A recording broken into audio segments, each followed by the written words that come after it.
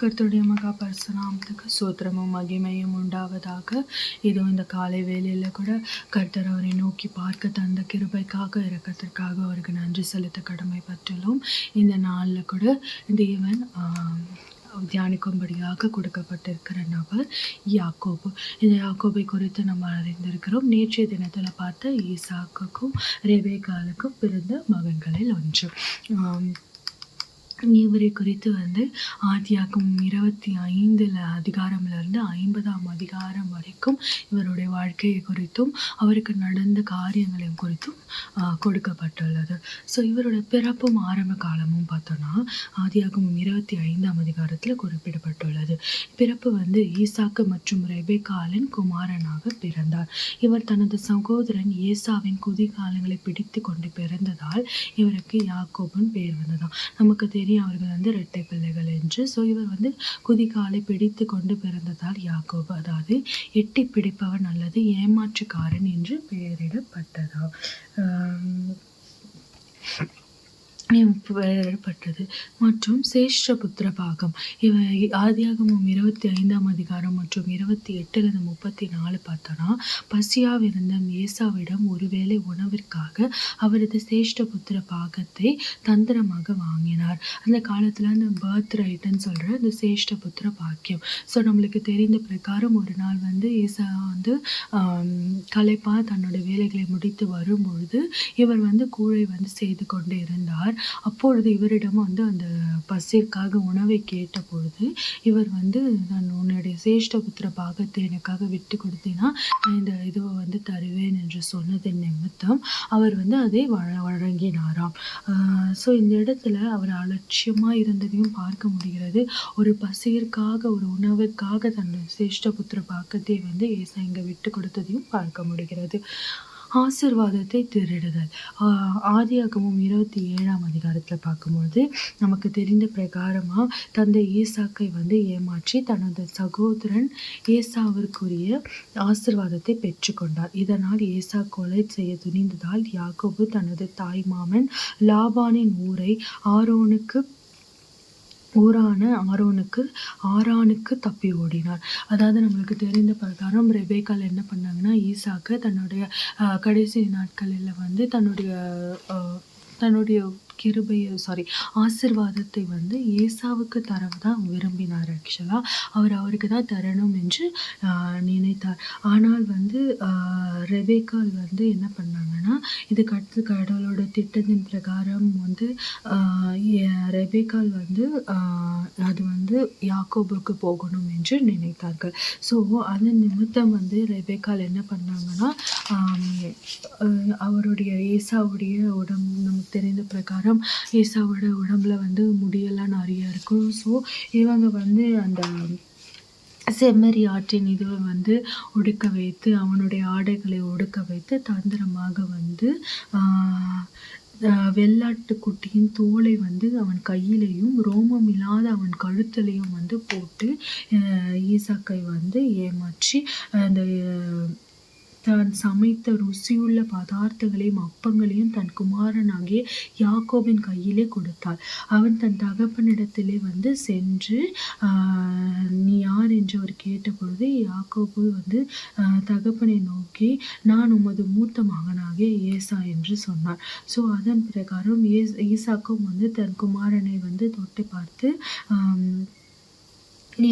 இதுதான் அவருடைய ரோமங்களை எல்லாம் பார்த்தபோது ஏசா என்று நினைத்து கொண்டு அவருக்கு கொடுக்க வேண்டிய அந்த ஆசீர்வாதங்களை இவருக்கு கொடுத்ததை ஆதியாகமம் 27 அதிகாரத்தில் நம்மளால பார்க்க முடிகிறது.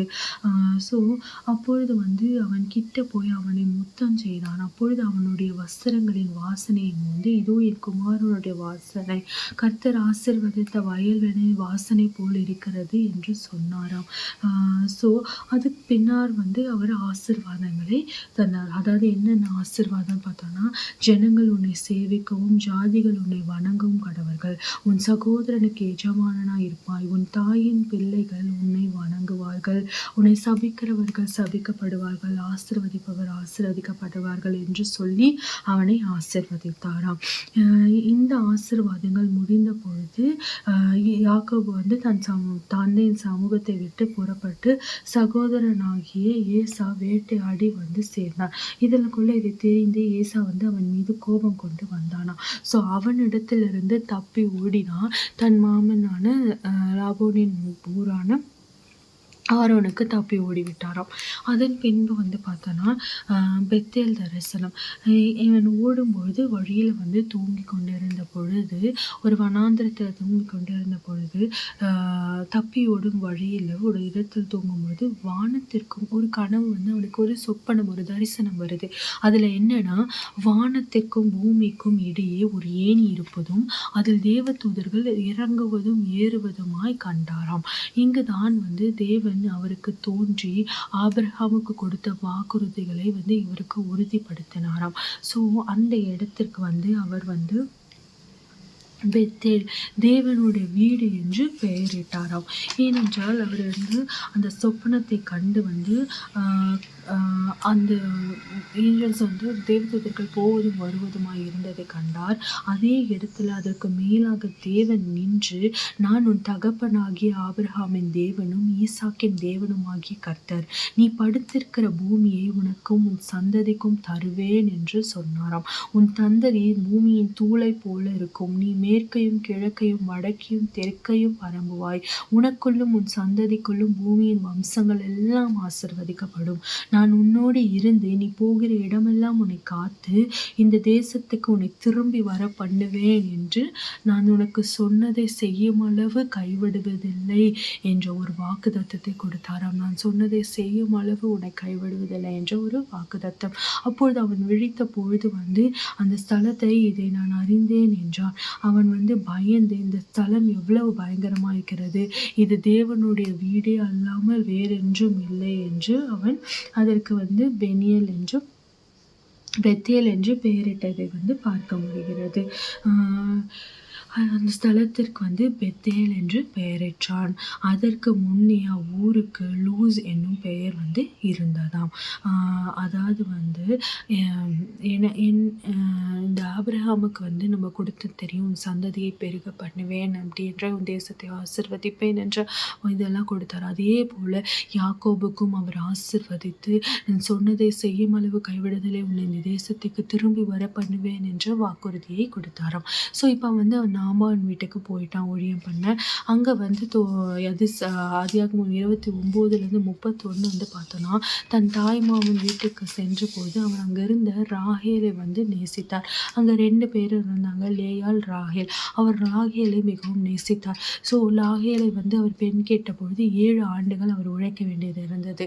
அதை உழைத்து முடித்த பின்பு ஆனால் லாபான் என்ன பண்ணானா, அவனை ஏமாற்றி லேயாளை வந்து திருமணம் செய்து கொடுத்தாராம். இந்த லேயாளுடைய பார்வை வந்து கொஞ்சம் இதுவாக குறையாக இருந்ததுனால இந்த லேயாளை யாரும் திருமணம் செய்துக்க மாட்டாங்கன்னு சொல்லி லாபான் வந்து ஏமாற்றி லேயாளை கொடுத்தாராம். அப்பொழுது வந்து அவரிடத்தில் போய் கேட்டு மீண்டும் வந்து அந்த லாபான் இன்னும் 7 ஆண்டுகள் வேலை செய்தாதான் ராகேலை தருவேன் என்று சொன்னது நிமித்தம் இன்னும் 7 ஆண்டுகள் உழைத்தாராம். மொத்தம் வந்து 20 ஆண்டுகள் லாபான் வந்து லாபானிடமே அவர் பணிபுரிந்து செல்வந்தரும் ஆகினாராம். ஸோ இன்னும் 7 ஆண்டுகள் உழைத்த பின் ராகேலும் தனக்கு மனைவியாக கொடுக்கப்பட்டாளாம். ஸோ அடுத்ததாக பார்க்கணும், தேவனோடு போராடுதல், இஸ்ரவேலாக மாறுதல். ஆதியாகமம் 32ஆம் அதிகாரத்தில் நம்ம பார்க்கும்போது, இப்பொழுது யாக்கோபுக்கு கடவுள் கொடுக்கப்பட்ட வாக்குத்தத்தம், அதாவது திரும்ப அந்த தேசத்துக்கே போய் உன்னை வந்து சேர்ப்பேன் என்று. ஸோ தனது சொந்த ஊருக்கே திரும்பும் பொழுது வந்து பெனியேல் என்றும் இடத்தில் ஒரு இரவு தேவதூதரோடு தேவனோடு போராடினான். ஏன்னா இப்போ திரும்பி போனால் ஏசா கோபமாக இருக்க, ஆல்ரெடி கொலை செய்ய துணிந்தான். ஸோ எனக்கு என்ன நேரிடுமோ என்ற பயம் இந்த யாக்கோபுக்கு இருந்தது நிமித்தம் அந்த இடத்துல இரவு முழுவதும் போராடினாராம். யாக்கோபு விடாமல் ஆசீர்வாதத்தை கேட்டபோது தேவன் அவர் பெயரை இஸ்ரவேல், அதாவது தேவனோடு போராடி வென்றவன் என்று மாற்றினாராம். தேவனோடு போராடி அவருடைய கிருபையை வென்றவன் என்று மாற்றினான். அதனால் இஸ்ரவேல் என்று மாற்றினான். அப்பொழுது யாக்கோபு தன் தேவனை முகமுகமாய் கண்டேன், உயிர் தப்பி பிழைத்தேன் என்று சொல்லி அந்த ஸ்தலத்திற்கு பெனியேல் என்று பெயரிட்டானாம். பின்வரும் வசனங்களில் ஏசா அவனை கட்டி தழுவி முத்தம் செய்தான் என்று பார்க்க முடிகிறது. ஸோ இப்படியாய் அவன் தேவனிடத்தில் கிருபை பெற்று தன்னுடைய 2 மனைவிகள், வேலையாட்கள், தன்னுடைய பிள்ளைகள், ஆடு விலங்குகள் எல்லாத்தையும் கூட்டி கொண்டு அவன் வரான். அப்போ எதிர ஏசா வருவதையும் அவன் காண்கிறான். இவன் பயத்தோடு இருந்த பொழுது, ஆனால் தேவன் இவருக்கு வாக்குறுதி கொடுத்து விட்டார், நீர் இஸ்ரவேல், நீ போராடி கிருபையை பெற்று கொண்டாய் என்று. அதன் நிமித்தம் பார்க்கும் பொழுது அப்பொழுது ஏசா எதிர்கொண்டு ஓடி வந்தான். ஆனால் ஏசா அவனை தழுவி அவன் கழுத்தை கட்டி கொண்டு அவனை முத்தம் செய்தான். இருவரும் அழுதார்கள். அந்த எல்லா ஸ்திரீகளை எல்லாரையும் பார்த்து அவன் இது எனக்காக, ஏசா உங்களுக்காக தான் என்று அவன் யாக்கோபு சொன்ன பொழுது அவர் தேவன் உமது அடியானுக்கு அருளின பிள்ளைகள் என்றாராம். யார் என்று கேட்டபொழுது அப்பொழுது அவங்க எல்லாரும் பணிந்து கொண்டார்களாம். பின்வரும் வசனங்களை பார்க்கும்பொழுது இருவரும் சமாதானமானதை நம்மளால பார்க்க முடிகிறது. இங்க பாருங்க, எதிரி ஏசா கொலை செய்ய துணிந்து கொலை செய்ய இருந்தான். ஆனால் தேவன் அவனுடைய மனதை மாற்றி யாக்கோபு போராடி வென்று இஸ்ரவேலாய் மாறினது நிமித்தம் இருவரும் சமாதானமாகி கழுவி கட்டி முத்தம் செய்து கொண்டார்கள் என்று பார்க்க முடிகிறது. இந்த யாக்கோபின் குமாரர்கள் பார்க்கலாம், யாக்கோபுக்கு லேயாள், ராகேல் மற்றும் அவர்களது பணிப்பெண் மூலம் 12 குமாரர்கள் பிறந்தார்களாம். இவர்கள் தான் இஸ்ரவேலின் 12 கோத்திரங்கள் ஆவார்கள். ஸோ இந்த 12 பேர்கள் பார்த்தோம்னா, லேயாள் மூலமா ரூபன், அதுக்கு இதோ ஒரு மகன் சிமியோன், லேவி, யூதா, இசக்கார், செபுலூன், பில்கால் மூலமா ராகேலின் பணிப்பெண் மூலமா தான், நப்தலி, சில்பால் லேயாலோட பணிப்பெண் மூலமா காத், ஆசேர், ராகேல் மூலமா யோசேப்பு, பென்யமின், மொத்தம் 12 குமாரர்கள். இந்த 12 பேரும் தான் இஸ்ரவேலின் 12 கோத்திரங்கள் என்று பார்க்கப்படுகிறார்கள். இவருடைய இறுதி நாட்கள் மற்றும் அடக்கம் பார்த்தோன்னா, யாக்கோபு எகிப்தில் 17 ஆண்டுகள் வாழ்ந்தாராம். அவர் மரிக்கும் பொழுது அவருக்கு வயது 147. தனது மரணம் நெருங்குவதை உணர்ந்த யாக்கோபு தனது மகன்களை அழைத்து அவர்களுக்கு ஆசீர்வாதமும் தீர்க்க தரிசனம் வழங்கினார்களாம். இந்த ஆதியாகமம் 49 பார்த்தோன்னா அதை பற்றி குறிப்பிடுகிறது. தன்னை கானான் தேசத்தில் உள்ள மக்பேலா குகையில், அதாவது அவர்களோட பிதாக்கள் ஆபிரகாம், ஈசாக்கு அடக்கம் செய்யப்பட்ட குகையில தன்னை அடக்கம் செய்யுமாறு யோசேப்பிடம் சத்தியம் வாங்கினாராம். யாக்கோபு மரித்தவுடன் யோசேப்பு எகிப்திய மருத்துவர்களை கொண்டு அவருடைய உடலை பாதுகாத்து 40 நாட்கள் வைத்திருந்தாராம். உடலை பாதுகாப்பாயிடுச்சு. அதன் பின்பு எகிப்தியர்கள் அவருக்கு 70 நாட்கள் துக்கம் கொண்டாடினார்களாம். பின்பு அவர் மக்பேலா நிலத்தில் உள்ள குகையில் அடக்கம் செய்யப்பட்டார். ஸோ இவரோட வாழ்க்கை நிமித்தம் நம்ம கற்றுக்கொள்வது நம்ம எப்படிப்பட்டவர்களாக இருந்தாலும் பரவாயில்ல, என்ன தவறு வாழ்க்கையில் செய்து இருந்தாலும் பரவாயில்ல, தேவனிடம் நம்ம போராடி நம்மளோட பாவத்தை அறிக்கையிட்டு மன்னிப்பு கேட்டோம் என்றால் நமக்கு விரோதமாய் எழும்புகிற ஆவிகள் கூட நம்மளோட சமாதானம் செய்யும் ஆவியாய் தேவன் மாற்றி போடுவார். அவர் யாக்கோபு அந்த இடத்தை விட்டு அவர் ஆசீர்வாதமே பெற்றிருந்தாலும் அவர் அந்த இடத்தை விட்டு போகும்போது அவருக்கு யாருமே இல்லை. அவர் அப்படியே போனார் வெறுமையாய். ஆனால் அந்த தேசத்துக்கு தேவன் அவரை திரும்பி வர பண்ணுவேன், உன்னை பெரிய ஜாதியாக்குவேன் என்று கொடுத்த வாக்குத்தத்தத்தை கைவிடலை. அவர் திரும்பி அந்த தேசத்துக்கு வரும்பொழுது தனி ஆளா போனவர் எவ்வளோ ஒரு பெரிய ஜாதியாய் 12 குமாரர்கள், 4 மனைவிகள், வேலைக்காரர்கள், வேலைக்காரிகள், ஓ விலங்குகள் என்று பலத்த செல்வந்தனாய் வந்ததை பார்க்க முடிகிறது. ஒன்றுமே இல்லாமல் தனியாய் பயந்து போன அவரை தேவன் அவ்வளவாய் ஆசீர்வதித்து, அவர் சொன்னதை செய்யும் அளவு கைவிடுவதில்லை என்ற வாக்குறுதியை நிறைவேற்றி கொடுத்ததை பார்க்க முடிகிறது. ஆமா, நம்ம தேவன் ஒரு வாக்குத்தத்தத்தை நம்மளுக்கு கொடுத்துட்டார்னா, அந்த வாக்கை நமக்கு நிறைவேற்றும் வரை அவர் விடுவதில்லை. நான் சொல்லியும் செய்யாதிருப்பேனோ என்று கேட்கக்கூடிய தேவன். அவர் மனம் மாற மனிதன் அல்ல. அவர் அனைத்தையும் செய்ய வல்லவராய் இருக்கிறார். நம்மளோட விசுவாசிக்கணும். அவரோட போராடி நம்ம வார்த்தையை பெற்றுட்டோம்னா போதும். யாக்கோபு போராடி வார்த்தையை பெற்றுட்டான், அது போதும். மீதியானவர்களை தேவன் பார்த்து கொள்வார் என்று அவன் விசுவாசித்தான். அதன் நிமித்தம் தான் இயேசு அவனோடு கட்டி முத்தம் தழுவினதை நம்மளால பார்க்க முடிகிறது.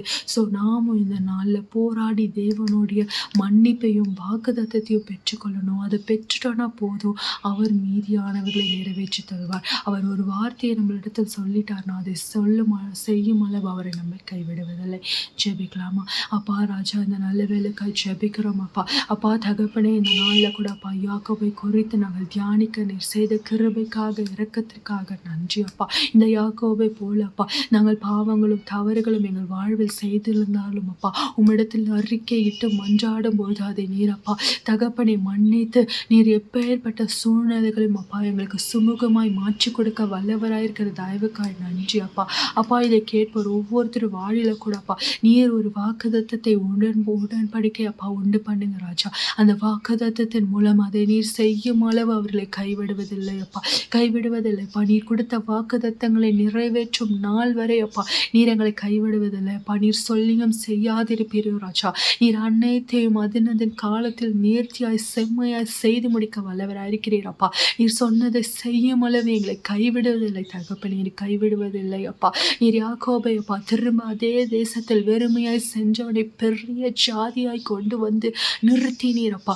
விரோதமாய் எழும்பின சகோதரர் மத்தியில் அப்பா அப்பா தகப்பனை இரக்கம் பெற்று சமாதானம் உண்டு பண்ணின தேவன், எங்களோட சூழ்நிலைகளும் நீர் மாற்ற வல்லவராயிருக்கிறேன் அப்பா. இன்றைக்கு நாங்கள் எப்பேற்பட்ட சூழ்நிலைகள் இருந்தாலும் ராஜா நீர் அதை எங்களுக்கு சுமூகமாய் சமாதானமாய் மாற்றி கொடுக்க வல்லவராயிருக்கிற தயவுக்காய் நன்றி. நீர் எங்களை அப்பா அழைத்தவர், நீர் எங்களை கைவிடலடி அப்பா ராஜா. நீர் சொல்லியும் எங்களுக்கு நீர் செய்யாமல் இருப்பதில்லை ராஜா. நீர் அப்பா எங்களுக்கு சொன்னதை செய்யும் நாளளவு எங்களை நீர் கைவிடுவதில்லை. நீர் இப்படியா எங்களை ஆசீர்வதிக்க போவதற்காய் நன்றி. நித்தம் எங்களோடு இருந்து நீர் வழி நடத்துங்க, பலப்படுத்துங்க, பாதுகாத்துக் கொள்ளுங்க. இனி இயேசு கிறிஸ்துவின் ஜெபிக்கிறோம் என் ஜீவன நல்ல தகப்பனே. ஆமேன், ஆமேன்.